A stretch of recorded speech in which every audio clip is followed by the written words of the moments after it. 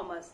तो बच्चों, आज हम क्लास 12 अकाउंटेंसी का फर्स्ट चैप्टर साझेदारी फर्म का लेखांकन, इसके आधारभूत सिद्धांत से जो आज का हमारा टॉपिक है आहरण पर ब्याज, जिसे बच्चों हमने कल की क्लास में भी पढ़ा था। तो आहरण पर ब्याज का जो कैलकुलेशन है उस पर हम आज जो है प्रश्न बनाएंगे। तो बच्चों, ये जो टॉपिक था ये हमारा कल का टॉपिक था। इस पर हमने 2 केसेस पढ़े थे बच्चों। एक केस था कि जब साझेदारों द्वारा आहरण की जाए और उस पर कोई तिथि न दी गई हो प्रश्न में, तो ऐसी दशा में बच्चों हम 6 माह को औसत मानकर जो है आहरण पर ब्याज की गणना कर लेते हैं। लेकिन बच्चों, जो दूसरा केस था जिसमें साझेदारों द्वारा आहरण की रकम जो है वो किसी तिथि पर निकाली जाए, अर्थात उसकी जो तिथि है वो दी जाए, तो हम आहरण पर ब्याज की गणना कैसे करेंगे। तो बच्चों, इस केस में भी हमने 3 कंडीशन कल पढ़ा था। पहला कंडीशन था कि जब प्रत्येक माह एक निश्चित रकम आहरित की जाए। दूसरा कंडीशन था बच्चों कि जब प्रत्येक तिमाही में एक स्थिर रकम आहरित की जाए। और हमारा तीसरा कंडीशन था कि जब अलग अलग तिथियों पर अलग अलग रकम निकाली जाए। तो बच्चों, इन तीनों कंडीशन पर कल हमने किस प्रकार जो है आहरण पर ब्याज की गणना करनी है इसके बारे में हमने सीख लिया था। और बच्चों, हमने तीसरे कंडीशन जब अलग अलग तिथियों पर अलग अलग रकम निकाली जाए तो हम कौन सी विधि से जो है आहरण पर ब्याज की गणना करेंगे, इसको भी सीखा था बच्चों। और एक प्रश्न भी बना के हमने देखा था, क्योंकि इसमें जो गुणनफल विधि से हम आहरण की पर ब्याज की गणना जो है वो करते हैं। तो चलिए, आज की क्लास में हम अपने पहले 2 कंडीशन उस पर आधारित जो है प्रश्न को बनाना यहाँ पर सीखेंगे। तो सबसे पहले हम अपना पहला कंडीशन लेते हैं कि जब प्रत्येक माह एक निश्चित रकम व्यवसाय से निकाली जाए। तो आइए प्रश्न को हम देखते हैं। हमारा प्रश्न है, तनिष्क अपने निजी उपयोग के लिए 31 मार्च 2008 को वर्ष की समाप्ति के दौरान प्रति माह 20,000 रुपए का आहरण करता है। इन आंकड़ों पर 8% प्रतिवर्ष की दर से ब्याज लगाया जाता है। तो विभिन्न स्थितियों में ब्याज की गणना कीजिए। पहला कंडीशन है जब आहरण माह के पहले दिन किया जाए। दूसरा कंडीशन है जब आहरण माह के मध्य में किया जाए। और तीसरा कंडीशन है जब आहरण माह के अंतिम दिन किया जाए। तो चलिए बच्चों, प्रश्न को आपने अच्छे से समझ लिया। आइए अब हम इसे सॉल्व करते हैं। तो बच्चों, प्रश्न को सॉल्व करने से पहले सबसे पहले हम लिखते हैं सूत्र। तो बच्चों, यहाँ पर आहरण पर ब्याज का जो हमारा सूत्र है वो है आहरण पर ब्याज बराबर आहरण की रकम गुणित दर बटे 100 गुणित औसत अवधि बटे 12। तो बच्चों, इसी सूत्र के आधार पर हम तीनों कंडीशन जो है उस पर आहरण पर ब्याज की गणना करेंगे। तो आइए पहले कंडीशन को हम लेते हैं कि जब आहरण माह के पहले दिन निकाली जाए या की जाए। जब आहरण माह के प्रथम दिन की जाए। बच्चों, ये है हमारा फर्स्ट कंडीशन कि जब आहरण माह के प्रथम दिन की जाए। तो बच्चों, पिछली क्लास में मैंने आपको समझाया था कि जब आहरण माह के प्रथम दिन की जाती है तो औसत अवधि क्या होती है। चाहे तो आप डायरेक्ट उसको याद कर लेते हैं कि 6.5 माह जो है हमारी औसत अवधि है, चाहे तो उसको निकालने का भी मैंने आपको कैलकुलेशन सिखाया था। तो आइए यहाँ पर हम सबसे पहले निकालेंगे औसत अवधि। औसत अवधि। तो बच्चों, औसत अवधि बराबर कुल अवधि महीनों में, कुल अवधि माह में प्लस 1, जो अंतिम आहरण के बाद का जो माह बचता है वो है यहाँ पर 1/2।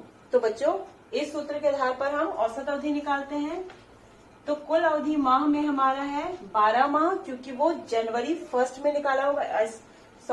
माह के जो प्रथम दिन है 1 डेट पे निकाला था, तो उसके बाद जो सारे बचे माह है वो टोटल 12 माह होते हैं, प्लस आपका लास्ट का 1 माह और अपॉन 2। तो ये आ गया आपका 13/2 यानी 6.5 माह। तो बच्चों, औसत अवधि आपकी निकल गई। अब आइए इस औसत अवधि को सूत्र में रखकर हम आहरण पर ब्याज की गणना भी कर लेते हैं। तो आहरण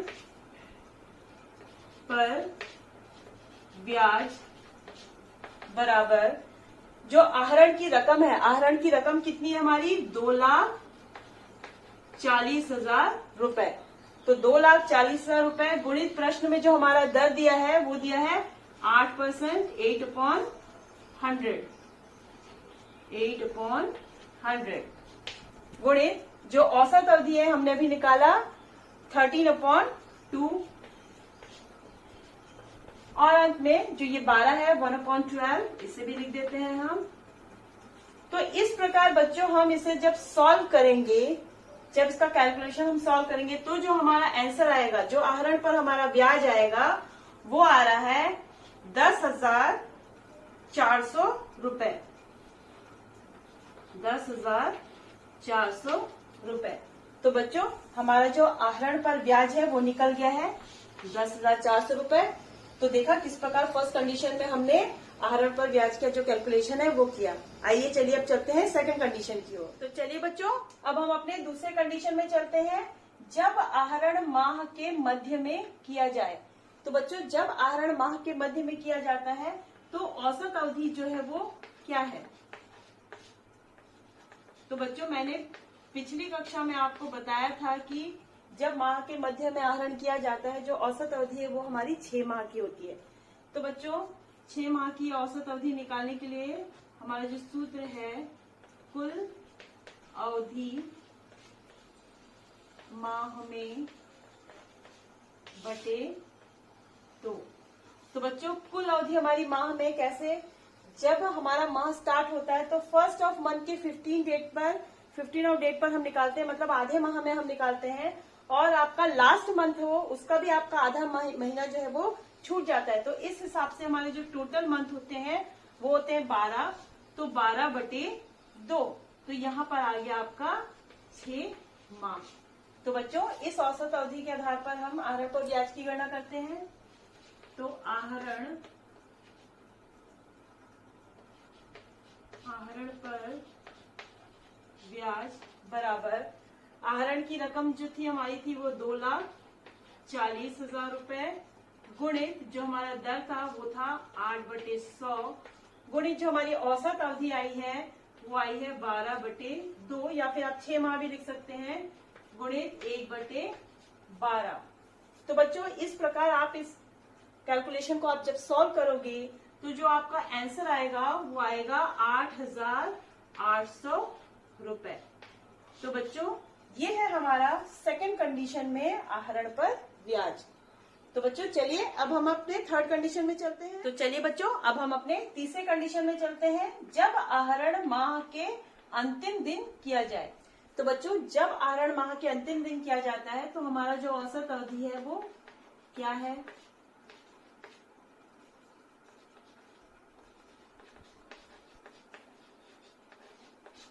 बच्चों जब माह के अंतिम दिन आहरण किया जाता है तो जो औसत अवधि है वो हमारी आती है 5.5 माह।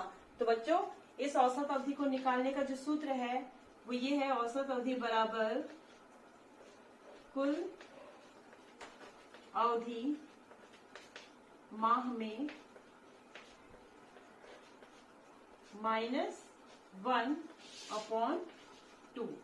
तो बच्चों कुल अवधि जो माह में है वो हमारी कितनी है 12 माइनस आप 1 करोगे अपॉन 2 तो ये आ जाएगा हमारा 11 माह बटे 2। तो ये हो गया बच्चों आपका 5.5 माह।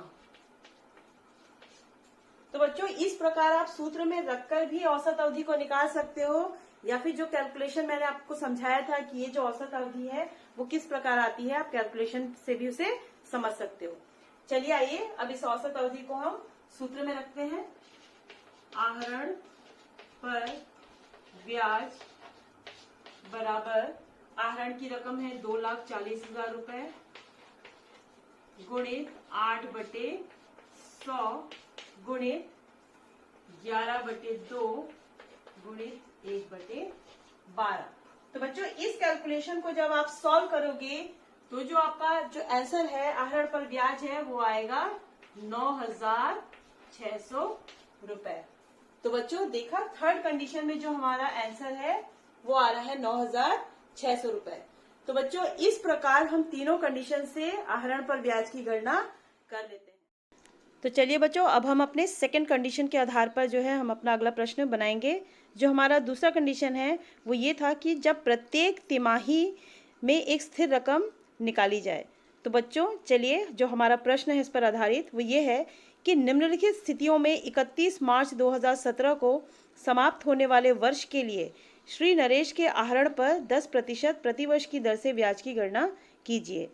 पहला कंडीशन है वह प्रत्येक तिमाही के प्रारंभ में 8,000 रुपये का आहरण करता है। दूसरा वह प्रत्येक तिमाही के अंत में 8,000 रुपये का आहरण करता है। और तीसरा वह प्रत्येक तिमाही के मध्य में 8,000 रुपये का आहरण करता है। तो बच्चों चलिए अब हम अपने दूसरे कंडीशन पर आधारित जो हमारा दूसरा प्रश्न है उसको देखते हैं, जो कि प्रत्येक तिमाही में जब साझेदारों द्वारा एक निश्चित रकम आहरित की जाती है तो उसकी गणना हम किस प्रकार करते हैं, इस पर आधारित ये प्रश्न है। तो बच्चों प्रश्न में जो हमारा जो आहरण है वो दिया गया है कि वो प्रत्येक तिमाही में 8,000 रुपये निकालता है। तो सबसे पहले तो हमको आहरण की कुल रकम निकालनी होगी। तो बच्चों देखिए हम अगर 4 स्लॉट बनाते हैं यहाँ पर प्रत्येक तिमाही का 4 पार्ट, जनवरी फरवरी मार्च अप्रैल मई जून जुलाई अगस्त सितंबर अक्टूबर नवंबर दिसंबर। तो बच्चों वो एक जो पार्ट है उसमें 8,000 निकालता है, मतलब प्रत्येक तिमाही में, एक तिमाही में 8,000, दूसरी तिमाही में 8,000। तो इस प्रकार वो साल में कितने रकम आहरित करता है। तो चलिए पहले इसको निकाल लेते हैं हम। कुल आहरण की रकम या राशि। तो कुल आहरण की रकम कितनी होगी बच्चों? प्रत्येक तिमाही में वो 8,000 निकालता है, तो 4 बार में वो कितना निकालता है? 4 बार में पूरा साल भर का होगा तो बराबर 32,000 रुपए। तो बच्चों ये 32,000 रुपए हो गया हमारा कुल आहरण की रकम। आइए चलिए अब हम देखते हैं कि औसत अवधि कैसे निकालना है। तो जो औसत अवधि है